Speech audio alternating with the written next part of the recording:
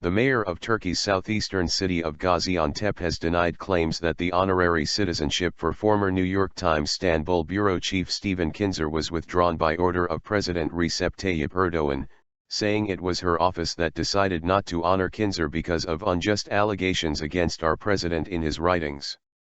The cancelling of the giving of honorary citizenship of Gaziantep to a foreign journalist was a decision that we took completely by our own initiative.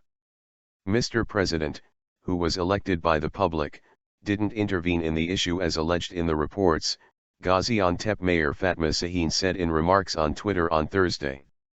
Kinzer, who was the Istanbul bureau chief for the New York Times between 1996 and 2000, arrived in the southern Turkish province of Gaziantep on Tuesday to be awarded in recognition of his New York Times reporting that resulted in the saving of Roman mosaics. However, he was told by municipal officers that the ceremony and his honorary citizenship had been cancelled by personal order of President Erdoğan after officers received a fax saying that he has been identified as an enemy of our government and our country due to an article Kinzer had written for the Boston Globe on January 4 that included a paragraph critical of Erdoğan. Şahin confirmed that Kinzer's writings which were critical of Erdoğan was the reason to withdraw the honorary citizenship at the very last minute.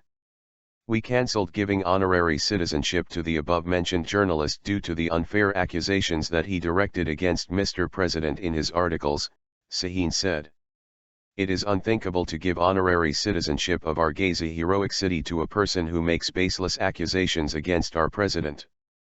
Şahin was referring to the name of the city, Gazi, which was given to Antep due to its determined resistance to the French siege during Turkey's War of Independence. Erdoğan has increased the scale of his harsh rhetoric against those critical of him in the media ahead of a parliamentary election slated for June 7. In remarks directed at the New York Times over an editorial which suggested he was engaged in brute manipulation of the political process, he asked the newspaper who it thought it was. Erdoğan has also attacked Turkey's Hürriyet newspaper at recent rallies over a headline about the death sentence handed down to former Egyptian President Mohamed Morsi, which noted that Morsi had been elected with 52% of the vote. Erdoğan, who also won 52% in a presidential election last August, suggested that the headline was a reference to him and was meant to imply that he should share the same fate.